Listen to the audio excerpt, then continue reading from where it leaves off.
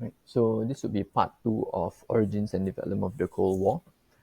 Prior to this, I've really spent time looking at the video that covered these parts here. So today we'll look at developments of the Cold War. Or not today, like for this video, we'll be looking at developments of the Cold War with the exception of Truman Doctrine and Containment. Truman Doctrine and Containment, I still allow students to use as part of if you are trying to explain what led to the Cold War. But things like Marshall Plan, Cominform, Comecon, the things that you see here, I would rather, not rather, you should use it more for development of the Cold War, right? So the only one that possibly could be used for either origins and development would be Truman Doctrine. So it really is one of that most very, very useful factor to know and very important. I can't imagine students studying this chapter and not being able to talk about the Truman Doctrine. And then similarly, Berlin blockade would be examples of an example of how Soviet Union escalated tensions because it also led to the need for NATO. And NATO itself could be another example of escalation, and Warsaw Pact as well. Both are military alliances. Okay, just a quick overview because most of you who are watching this, you would have some knowledge. Okay, so let's start with the Truman Doctrine, right? So what we have essentially is George Kennan being the American ambassador to the Soviet Union. A very important post.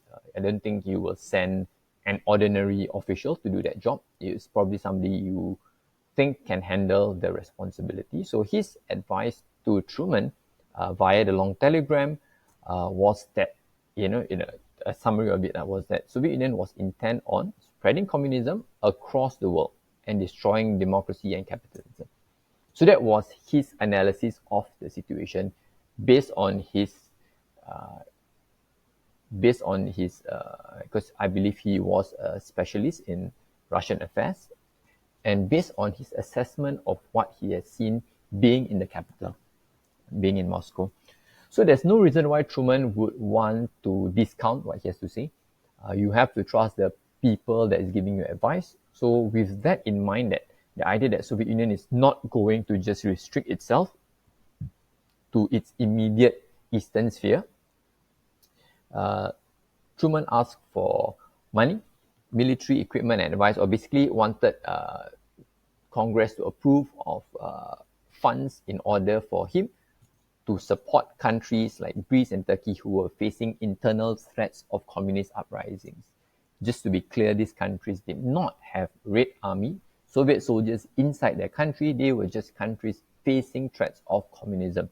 So the Greek Communist Party, the Turkish Communist Party is trying to overthrow their respective governments. So Truman wants the green light to be able to send money, military equipment, and advice to these countries. Okay, so for example, in Greece, what was happening there? Greece was occupied by Britain after World War II, as agreed at Yalta. That was the exchange. Britain said, "Can we occupy Greece after World War II, and we will close one eye if you need to occupy parts of Eastern Europe." Right. Of course, for Britain, they don't intend to be there forever, but for Soviet Union, they fully well intended to be in Eastern Europe for as long as possible. So in any case, Britain was there. The Greek communists were fighting the Greek royalist people who want the royal family to return, and this had led to a civil war. We don't need to know the specifics of it. We just need to know that the Greek communists were the ones that the America wants to see defeated. Britain was overwhelmed, and therefore Truman saw a need to all right, we need to step in already. We can't afford for another country to fall to communism. Okay, if you look at the map where Greece is here. very much at the cusp or at the border of the current Iron Curtain. So it will be a big problem if if communism actually spreads here. All right, then where to next? Okay, it can make its way down to North Africa. And the other country that we will talk about will be Turkey. All right, so both of these countries is primed to face problems with Soviet expansionism. Therefore, America needed something. That's where the Truman Doctrine comes in to contain the spread of communism. It means communism, right? Like I said, these ones that are already red under Soviet Union, America's not going to involve itself, including Albania. But what America will strive to do will be to prevent countries that are dealing with communist threats from falling into communism. So what was happening in Turkey? Stalin was trying to gain influence in Turkey. They wanted to access the Turkish Straits so that Soviet ships could sail from Black Sea to the Mediterranean Sea to gain access to the oil-rich Middle East. So this would be countries like Iran, Iraq, where everyone is trying to get a foothold in America as well, the British as well. So the Soviet Union wants to have influence over that part of the world. Of course, Truman then exaggerated. At times I'm not judging what he's trying to do here, but you at times need to raise the alarm bell to a certain level in order to get some funds. So this was the Greece and Turkey aid bill of US 400 million. Today we just call it the Truman Doctrine, or we call it the policy of containment. Right. So for the rest of the world, it confirmed American commitment to world affairs. Previously, after World War I, America had retreated to isolationism. So Truman Doctrine is really the antithesis or the opposite of isolationism. America is going to stick their necks out, or they're going to be everywhere in the world if they see communism sprouting. Right. Stalin responded by creating Cominform. There's a slide later that we will look at to understand what Cominform is. I didn't delete this. Okay, so containment was one. You can imagine that Truman Doctrine was one way to contain the spread of communism, and it was more direct. It dealt with countries already dealing with communist threats. But what about countries like Britain, France, West Germany, who are not technically dealing with communism, but they could be struggling rebuilding their country? And a country that is quite impoverished tends to find communism a lot more appealing. So that's where Marshall Plan comes in. It was a more economic plan. Money set aside, a lot more money set aside to help Europe's shattered economy. This is the beginning. From April 48, food, machinery, animals were shipped to democratic countries in Europe to try and tide things over, to show that America is going to lend a helping hand, to build good relations, and ultimately to rebuild trading relations, but also to reduce the appeal of communism. The question that I wanted students to ponder in class was this a truly generous gesture? All right, later on when we practice laws-based, because Soviet Union had actually considered the Marshall Plan and then decided not to do it, there was a lot of posters created to try and dismiss the Marshall Plan as a way for America to help, but also to interfere with the economic affairs of the recipient country. Yeah, so there will be, in this case, strings attached. Right. So here I ask students, can they guess which countries took the most money in? That would be the UK, Britain, followed by France. Okay, I think Italy took quite a bit as well. If you can notice, all right, this when we talk about Iron Curtain, you can tell that the money didn't cross over somewhere here, right? The Iron Curtain is on this side, and these countries here didn't enjoy aid from the Marshall Plan, and we'll find out why. Okay, so more details as to why the Marshall Plan was introduced. America needed Europe to recover so that they also had a market to export. right? Europe has all these resources as well. They need to start exporting those resources for everyone's mutual benefit. Largest amount of aid went to their closest allies, as mentioned earlier in the map. And if you were communist countries, you did not receive aid. And then if you choose a non-communist government like Italy did in 48, then you gain access to it.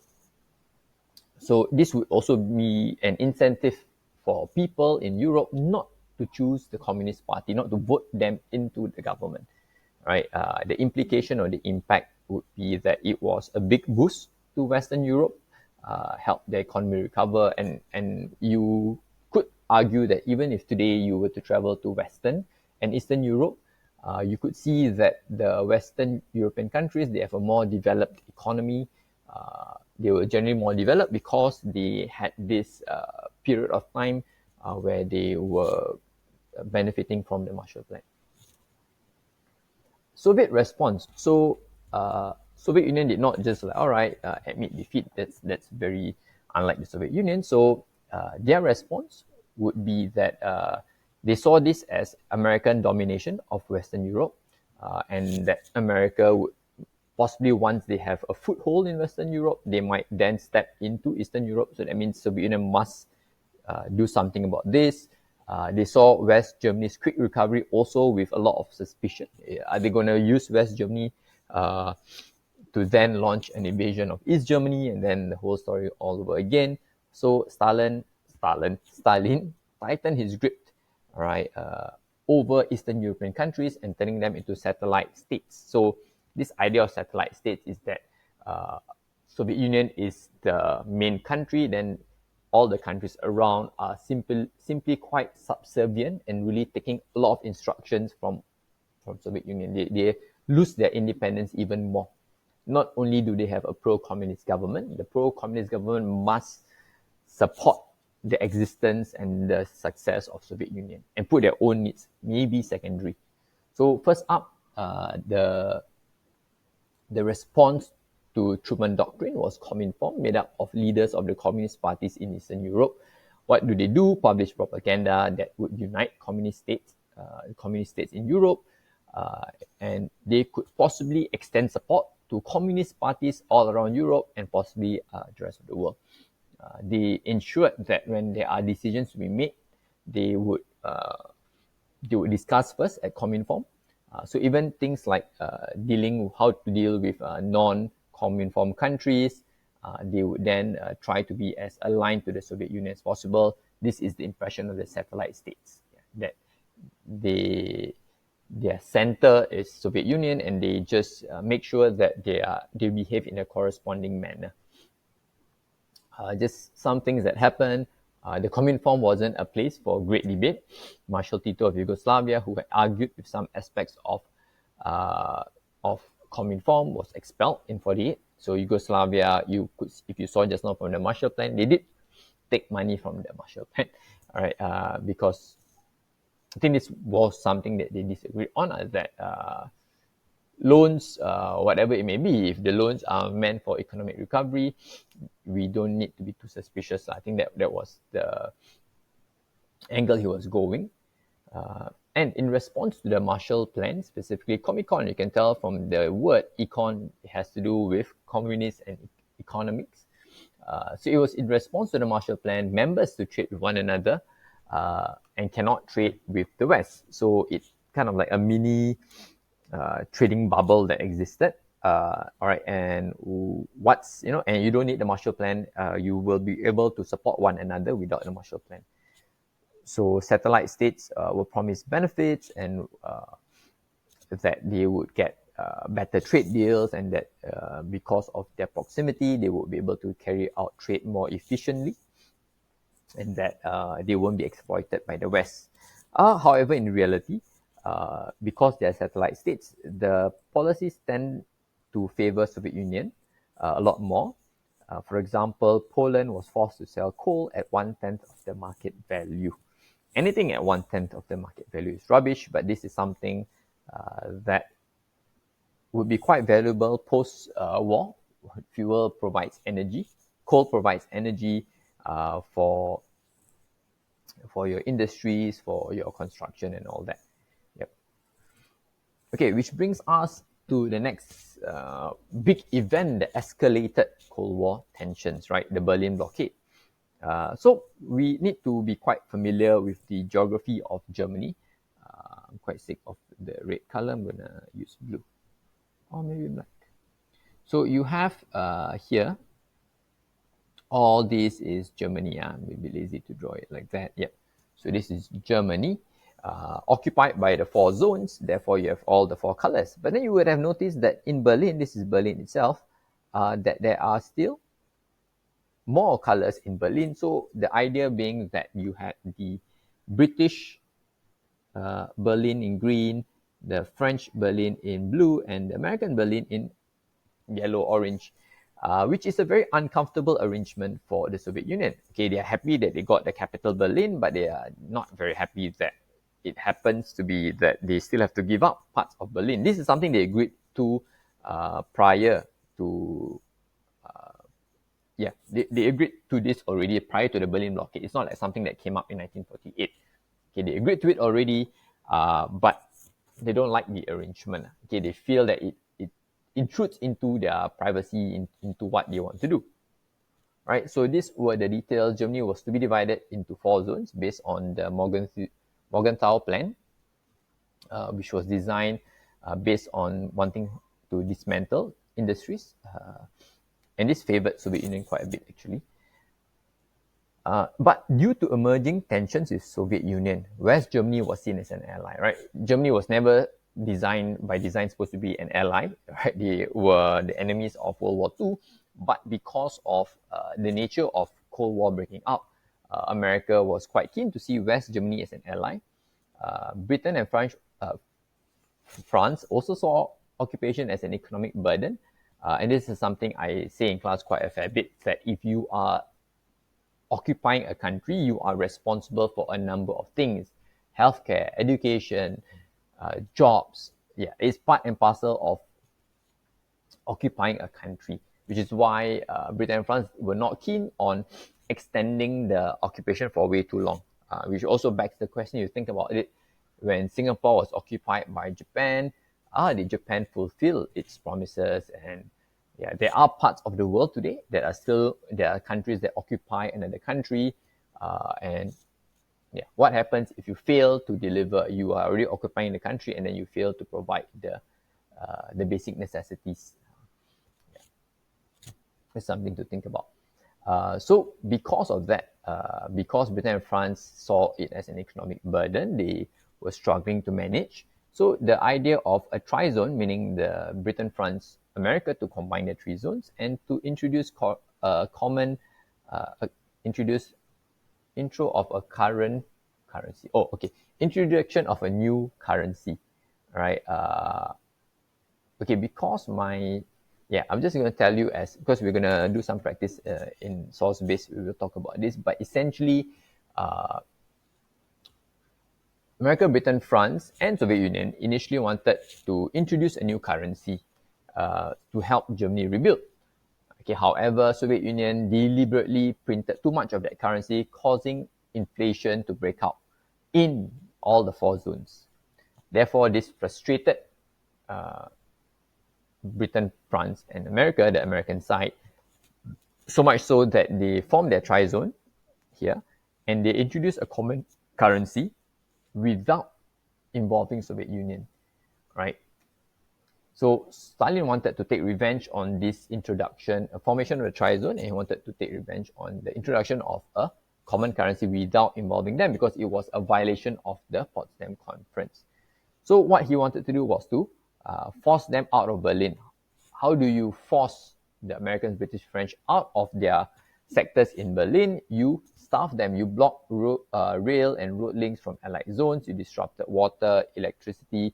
Aim was for the West Berliners to demand that the Allied forces should leave because they are being punished for colluding with the Americans, British, and the French. So what should America do? Most of us would have already seen this in class. So they decided to actually introduce the Berlin Airlift, which is to supply West Berlin with coal, food, medicine by air. The Soviet army who was there, they could fire the anti-aircraft guns at the American British planes, but they chose not to do so because the rules, it's like they go on, they also recognize the rules of Cold War. You are allowed to hurt the other party, but you're not allowed to shoot them down. You're not allowed to kill them. So you can only hurt them through indirect means. So therefore, the Soviet guns fell silent, and America was able to send over the food and whatnot. So Western media celebrated these efforts. It was a big PR boost win for America, showing their commitment, to supporting their allies. Soviet media criticized this as being unsafe, and eventually Stalin gave up, realizing that the Americans were able to deliver even more goods than before. All right. Ultimately, the three zones of the tri-zone graduated to become West Germany, and Soviet Union created their own democratic republic called it East Germany. Berlin was divided. Division took form of concrete wall known as the Berlin Wall. Yeah. So this would be a consequence. You could argue that this escalated the Cold War tensions.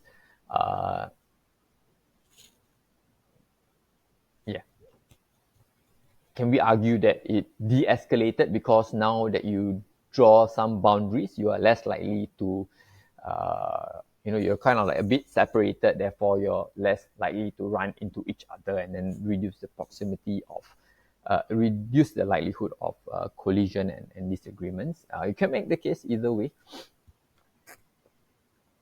This would definitely be an example to show how the Berlin blockade escalated tensions, because the America as in response to the Berlin blockade, the insecurities of the Western European countries and America, to show their commitment, they formed the North Atlantic Treaty Organization, otherwise today known as NATO. Key idea here, all members would agree to go to war if any member was attacked, which is why Ukraine today is desperate to join NATO, because it would mean that Russia would really think twice, 3 times before laying a finger on any Ukrainian territory. It would allow American forces to be stationed in military bases all across Western Europe. The introduction of American weapons, nuclear missiles as well, conducting joint military exercises as well. So all these things, of course, Soviet view as a threat, because the likelihood of a global war becomes so much higher. That's why it is significant. That's why it's such a big threat. In response, the Soviet Union came out with their own Warsaw Pact.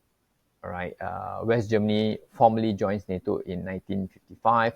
The communist states joined the Warsaw Pact, where all member states would help if one state was threatened. This, of course, strengthened Soviet Union as it gave Soviet Union command over the armies of the satellite states. So really, it really put this additional layer of division, right? So you had the political division, Truman Doctrine versus Comintern. You had the economic division, countries involved in the Marshall Plan and Comecon.